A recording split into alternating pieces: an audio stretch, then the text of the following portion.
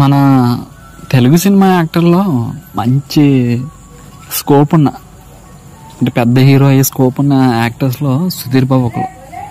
ఆయన బాగా సినిమాలో చేసిన యాక్టింగ్ అయితే డైరెక్ట్ హాలీవుడ్ లెవెల్లో ఉంటుంది.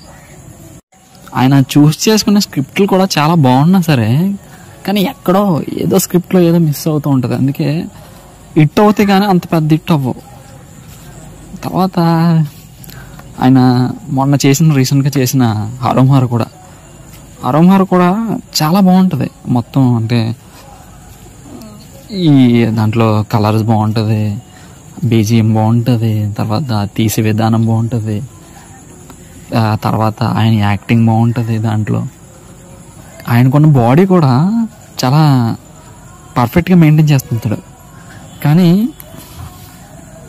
ఆ సినిమాలో కూడా ఎక్కడో ఏదో మిస్ అవుతుంటుంది. లైక్ ఇప్పుడు ఎలా అంటే అక్కడక్కడ పుష్ప, లేకపోతే అక్కడక్కడ కేజీఎఫ్, అక్కడక్కడ అలా వేరే వేరే సినిమాలు కనిపిస్తూ ఉంటాయి.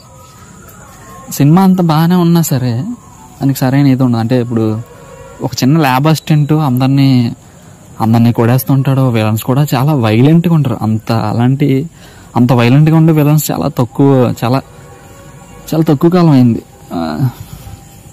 అలాంటి వైలెంట్గా ఉన్న విలన్ చూసి వాళ్ళు కూడా బాగానే ఉంటారు. కానీ మెయిన్ ఏంటంటే ఇప్పుడు ఆ సినిమాలో క్యారెక్టర్ కొడేస్తుంటాడు, చంపేస్తుంటాడు, గన్నులు తయారు చేస్తుంటాడు, ఎదుగుతుంటాడు.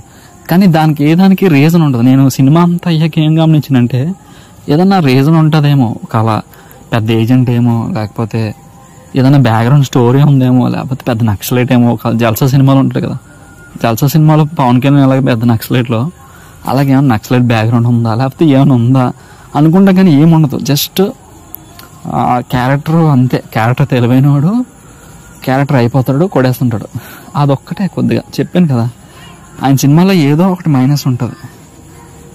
ఎక్కడో ఏదో మిస్ అవుతూనే ఉంటుంది. కానీ ఆ సినిమా కూడా చాలా బాగుంటుంది. అదొక్కటే ఏదన్నా ఒక ఏజెంట్ లాగా కానీ, లేకపోతే పెద్ద స్టోరీ ఏదన్నా ఒక వైలెంట్ స్టోరీ కానీ, బ్యాక్గ్రౌండ్ స్టోరీ ఉంటే అది హరోంహర్ చాలా పెద్ద హిట్ అవునని నేను అనుకున్నాను.